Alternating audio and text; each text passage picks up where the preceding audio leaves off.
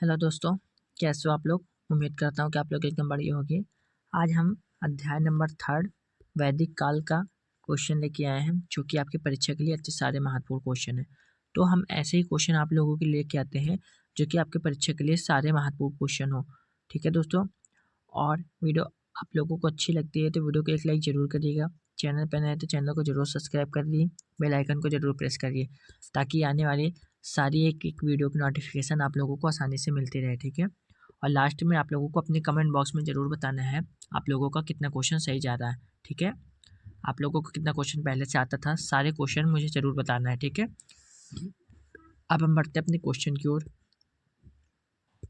हमारा पहला क्वेश्चन क्या कहता है, पहला क्वेश्चन हमारा क्या कहता है, वेद वेद शब्द का अर्थ क्या है। तो वेद शब्द का अर्थ हमारा ज्ञान है। अब हम वेद के शब्द के बारे में कुछ पढ़ लेते हैं। वेद शब्द का अर्थ क्या है। तो वेद शब्द का अर्थ है ज्ञान। वेदों के संकलन करता वेद व्यास को माना गया है। वेदों को अप्रैरु, श्रेय तथा श्रुति भी माना जाता है। वेदों की 4 हैं, ऋग्वेद, सामवेद, यजुर्वेद और अर्थवेद। इसके 4 वेद हैं। ठीक है, इन चारों वेदों को सम्मिलित रूप से संहिता कहा जाता है। अर्थवेद के अतिरिक्त अन्य तीनों वेदों को सम्मिलित संग्रह वेदयात्री या त्रयी कहा जाता है। प्रत्येक वेद के 4 अंग हैं, जिन्हें वेदांग कहते हैं।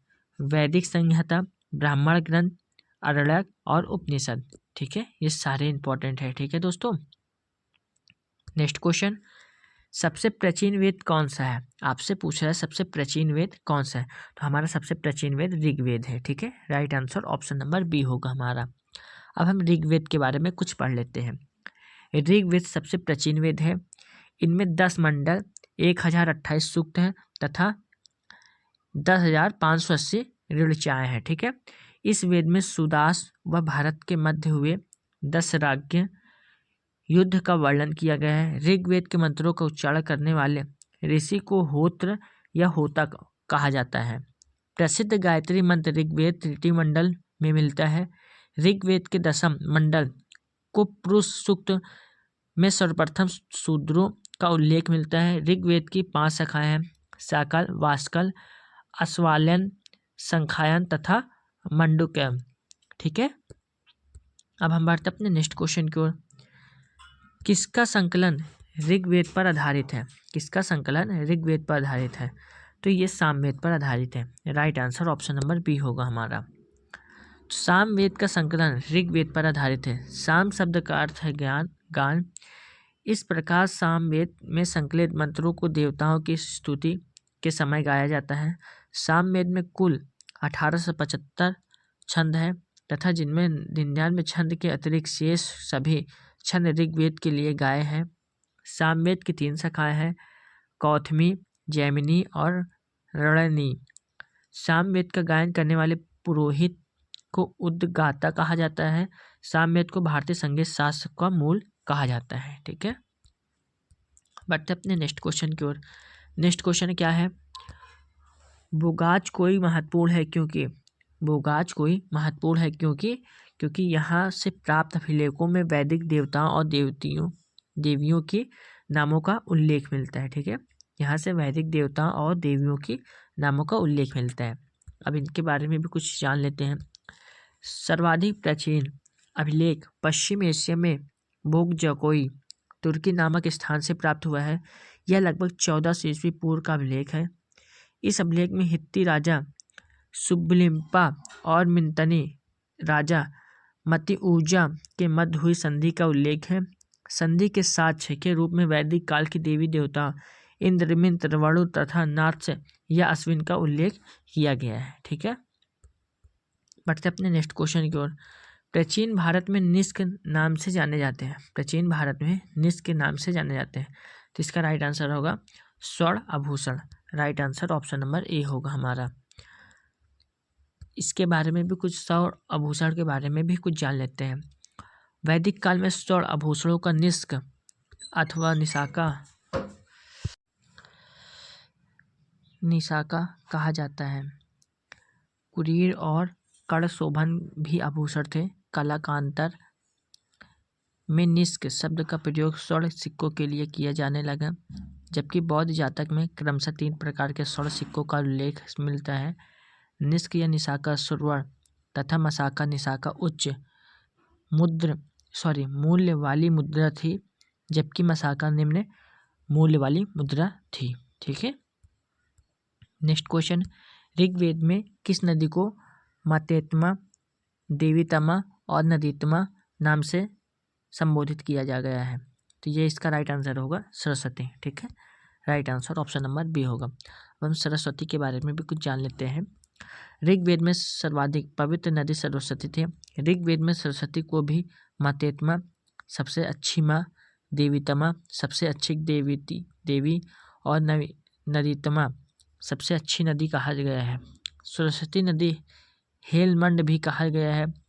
सप्त सैंधव प्रदेश में सिंधु नदी, पंजाब की 5 नदियों एवं सरस्वती नदी भी शामिल थी। महाभारत में सरस्वती नदी को प्लक्षवती, वेदस्मिति तथा वेदवती आदि नामों से भी जाना जाता है। ठीक है। अब हम बढ़ते अपने नेक्स्ट क्वेश्चन की ओर। नेक्स्ट क्वेश्चन पे क्या है हमारा, पुराणों की संख्या है।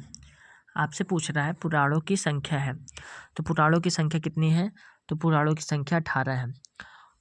पुराणों की रचना लोमहर्ष ऋषि तथा उनके पुत्र उग्रश्रवा द्वारा की गई थी। पुराणों की संख्या 18 है। पहला मत्स्य, दूसरा है मार्कंडेय, तीसरा है भविष्य, चौथा है वामन, पांचवा है ब्रह्मांड, छठवां है ब्रह्मवैवर्त, सातवां ब्रह्म, आठवां भागवत, नौवां वारा, 10वां विष्णु, 11वां वायु, 12वां अग्नि, 13 नारद, 14वें पे पद्म, 15वें पे है लिंग, 16वें पे है गरुड़, 17वें पे है क्रूम, 18वें पे है स्कंद पुराण। पुराणों के सबसे प्राचीन मत्स्य पुराण है। ठीक है। अब हम बढ़ते अपने नेक्स्ट क्वेश्चन की ओर। नेक्स्ट क्वेश्चन पे हमारा क्या है, यज्ञ संबंधी विधि विधानों का ज्ञान होता है। यज्ञ संबंधी विधि विधानों का ज्ञान होता है, तो हमारा इसका राइट आंसर क्या होगा? तो हमारा इसका राइट आंसर होगा यजुर्वेद से। ठीक है। यजुर्वेद मूलतः कर्मकांड से संबंधित ग्रंथ है। इसमें मूल रूप से यज्ञ युजुष संबंधी विधि विधान तथा मंत्रों का संकलन किया गया है। यह गद्य एवं पद्य दोनों में लिखा गया है। यजुर्वेद में 2 मुख्य भाग हैं। शुक्ल यजुर्वेद उत्तर भारत केवल पद्य में है, और कृष्ण यजुर्वेद दक्षिण भारत जो कि पद्य और गद्य दोनों में लिखा गया है। यजुर्वेद को पुरोहित अर्धवार्यु कहलाते हैं। शुक्ल यजुर्वेद को वाजसनेय संहिता के नाम से भी जाना जाता है। ठीक है। बढ़ते अपने नेक्स्ट क्वेश्चन की ओर। अत्यधिक ज्ञान के विषय में नचिकेता और यम का संवाद किस उपनिषद में वर्णित है? तो यह हमारा राइट आंसर होगा कठोपनिषद में। ठीक है। कठोपनिषद में एक कृष्ण यजुर्वेद उपनिषद है जिसमें आध्यात्मिक ज्ञान के विषय में नचिकेता और यम का संवाद वर्णित है। यज्ञवाल्क्य मैत्री संवाद एवं राजा जनक के दरबार में ब्रह्मचार्य का वर्णन बृहदारण्यक उपनिषद में किया गया है, जबकि सत्यकाम, जबाली एवं उद्दालक श्वेतकेतु का व्याख्यान छंदोग्य उपनिषद में वर्णित है। ठीक है। अब हम बढ़ते हैं इसी के साथ नेक्स्ट क्वेश्चन की ओर। नेक्स्ट क्वेश्चन पे क्या है हमारा, पुरुषमेध का उल्लेख किस ग्रंथ में हुआ है? यह जो है किस ग्रंथ में हुआ है? यह जो हमारा सतपथ ब्राह्मण में हुआ है। Right answer option number C होगा हमारा। अब कुछ इसमें इंपॉर्टेंट चीज पढ़ लेते हैं। पुरुषमेध का उल्लेख सतपथ ब्राह्मण में हुआ है। सतपथ ब्राह्मण यजुर्वेद का ब्राह्मण ग्रंथ है। सतपथ ब्राह्मण की पत्नी को पोथी की अर्धांगिनी बताया गया है। इसमें जयदस्तम अर्थात पत्नी ही गिरा है कहकर उसके महत्व को स्वीकार किया गया है। स्त्रियों को जनसभा विदत में अपनी बात कहने की छूट थी। वैदिक साहित्य स्रोत के रूप में ऋग्वेद के पश्चात सतपथ ब्राह्मण का प्रमुख स्थान है। कर्मकांडों के अतिरिक्त इसमें सामाजिक विषयों का भी वर्णन है। ठीक है। अब हम बढ़ते अपने नेक्स्ट क्वेश्चन की ओर। वैदिक काल में किस पशु को अग्राह्य माना गया है? तो ये जो है हमारा गाय को। Right answer option number C होगा। वैदिक काल में गाय को पवित्र पशु माना जाता है। इसे अधान्य अर्थात न मारे जाने का योग्य माना गया है। इसे अष्टकर्णी भी कहा गया है। गाविष्ठी गाय की महत्ता बताने वाला शब्द पड़ी नामक व्यापारी पशुओं की चोरी के लिए कुख्यात थे। वैदिक काल में गाय के ही लोगों को समृद्धि को व्यक्त किया जाता था, जैसे धनी व्यक्ति गोमत, राजा गोपति, संध्या का समय गोधली, पुत्र दुहिता। ठीक है। नेक्स्ट क्वेश्चन, किस वैदिक साहित्य में मोक्ष की चर्चा मिलती है? यह हमारा उपनिषद में मिलती है। Right answer option number D होगा हमारा। अब इसमें भी कुछ पढ़ लेते हैं। मोक्ष शब्द का प्रथम बार उल्लेख श्वेताश्वर उपनिषद में किया गया है। उपनिषदों में संसार तथा आत्मा एवं परमात्मा के संबंधों के विषय में प्रमुख दार्शनिक विचारों का वर्णन मिलता है। उपनिषद का शाब्दिक अर्थ है समीप बैठना। उपनिषद को वेदांत भी कहा जाता है। उपनिषदों की कुल संख्या 108 है। उपनिषद को शंकराचार्य ने ब्रह्म ज्ञान कहा जाता है। ठीक है। नेक्स्ट क्वेश्चन, सत्यमेव जयते शब्द कहाँ से लिया गया है? यह हमारा मुंडकोपनिषद से लिया गया है। ठीक है। इसके बारे में कुछ जान लेते हैं सत्यमेव जयते के बारे में। भारत का राष्ट्रीय आदर्श वाक्य सत्यमेव जयते मुंडकोपनिषद से लिया गया है। मुंडकोपनिषद के अनुसार इसका अर्थ है कि सत्य की विजय होती है। मुंडकोपनिषद की यज्ञ की टूटी हुई नौका के समान बताया गया है, जिस पर भरोसा नहीं किया जा सकता है। ठीक है। नेक्स्ट क्वेश्चन, गोत्र। गोत्र शब्द का प्रयोग सर्वप्रथम कहाँ से लिया गया है? यह हमारा ऋग्वेद से लिया गया है। ऋग्वेद के परिवार वाचक गोत्र शब्द का प्रयोग लिया गया है। गोत्र शब्द का अर्थ है पुत्र के पुत्र से उत्पन्न होने वाली संतान। गोत्र की अवधारणा सर्वप्रथम उत्तर वैदिक काल में आई। यह किसी मूल पुरुष ऋषि से प्रारंभ मानी जाती है।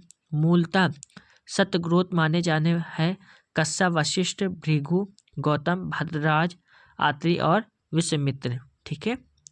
अब हम बढ़ते अपने नेक्स्ट क्वेश्चन की ओर। नेक्स्ट क्वेश्चन पे हमारा क्या है? त्रयी नाम है। त्रयी जो है नाम किसका है? ये जो है तीनों वेदों का समूह है। ठीक है। Right answer option number A होगा। त्रयी का अर्थ तीन वेदों ऋग्वेद, यजुर्वेद, सामवेद का समूह है। इसमें अर्थवेद सम्मिलित नहीं है।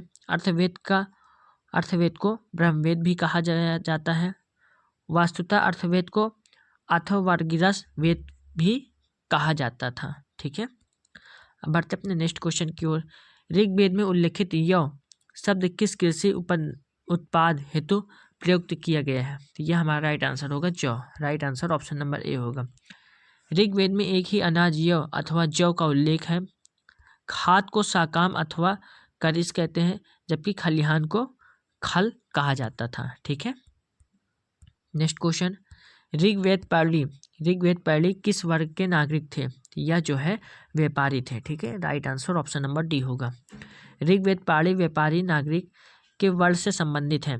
वे प्रायः अंतर्राष्ट्रीय व्यापार के लिए दूर देशों की यात्रा करते थे। पाली अमीर या उद्यमी व्यापारी वर्ग थे, जो व्यापार या सूदखोरी के माध्यम से धन अर्जित करते थे। महर्षि यास्क ने पाली को वार्थगाका व्यवसायी के रूप में वर्णित है, जो मुनाफे के लिए वस्तुएं बेचते थे। ठीक है। नेक्स्ट क्वेश्चन में आप लोगों को मिलान करना है। ठीक है। मिलान करके इसका राइट आंसर आप लोगों को बताना है। ठीक है। इसमें क्या सही हो सकता है, इसमें आप लोगों को मिलान करना है। ठीक है। तो मिलान करना है आप लोगों को। तो हमारा पहला क्या होगा? ब्रीही। तो ब्रीही जो है ये चावल है। ठीक है। फिर उसके बाद मुद्रिक किसका होगा? ये जो है हमारा मूंग का होगा। ठीक है। यव किसका होगा? हमारा ये जौ का होगा। ठीक है। इच्छू हमारा किसका होगा? ये गन्ना का होगा। ठीक है। राइट आंसर हमारा ऑप्शन नंबर डी, यानी 2 3 4 1 होगा। ठीक है। Right answer option number D होगा हमारा। अब बढ़ते हम लोग अपने नेक्स्ट क्वेश्चन की ओर। नेक्स्ट क्वेश्चन पे हमारा क्या है? सतश्रावी संहिता उपन्यास निम्नलिखित में से किस ग्रंथ का है? यह हमारा जो है महाभारत का है। ठीक है। Right answer option number D होगा। सप्तसाहसी संहिता उपनाम महाभारत महाकाव्य का है। महाभारत महर्षि व्यास द्वारा लिखित एक प्रमुख संस्कृत महाकाव्य है और इसे 2 प्रमुख महाकाव्यों में से एक माना जाता है। दूसरा महाकाव्य रामायण है, जिसकी रचना महर्षि वाल्मीकि ने की थी। ठीक है। अब बढ़ते हैं नेक्स्ट क्वेश्चन की ओर। नेक्स्ट क्वेश्चन क्या है हमारा? तमसो मां ज्योतिर्गमय कथन का मूलतः यह किससे है? तो यह जो है उपनिषद उपनिषदों से है। ठीक है, right answer option number A होगा। तमसोमा ज्योतिर्गमय का उल्लेख मूलतः बृहदारण्यक उपनिषद में किया गया है। इसका अर्थ है कि मुझे इस अज्ञान से, अंधकार से बाहर ज्ञान चेतना के अनुभव के प्रकाश में ले चलो। ठीक है, नेक्स्ट क्वेश्चन क्या है हमारा, इसको भी मिलान करना है आप लोगों को। ठीक है, तो हमारा पहला क्या होगा, हमारा सिंधु घाटी सभ्यता होगा, ये नागरी से अटैच है। और उत्तर वैदिक समाज ये हमारा जो है कृषक से है। ठीक है, ऋग्वैदिक समाज ये हमारा चारागाह से है, और मध्यकाल हमारा जमींदारी से है। ठीक है, तो हमारा right answer option number D होगा। राइट, डी पे क्या आता है, 4 3 1 2, तो हमारा ये होगा। ठीक है, बढ़ते हैं नेक्स्ट क्वेश्चन की ओर। नेक्स्ट क्वेश्चन पे हमारा क्या है, खत्म हो गया दोस्तों। और आप लोगों को 21 क्वेश्चन हुआ। 21 क्वेश्चन में आप लोगों को कितने क्वेश्चन पहले से आता था वो आप लोगों को कमेंट बॉक्स में ज़रूर बताना। और वीडियो अच्छी लगती है तो वीडियो को एक लाइक ज़रूर कर दीजिए आप लोग। ठीक है, इससे मुझे मोटिवेट मिलता है। और चैनल को जरूर सब्सक्राइब करके चैनल के साथ जरूर जुड़ जाइए। ठीक है, ताकि आने वाली हर एक वीडियो नोटिफिकेशन आप लोगों को आसानी से मिलते रहे। ठीक है दोस्तों, जय हिंद, जय भारत।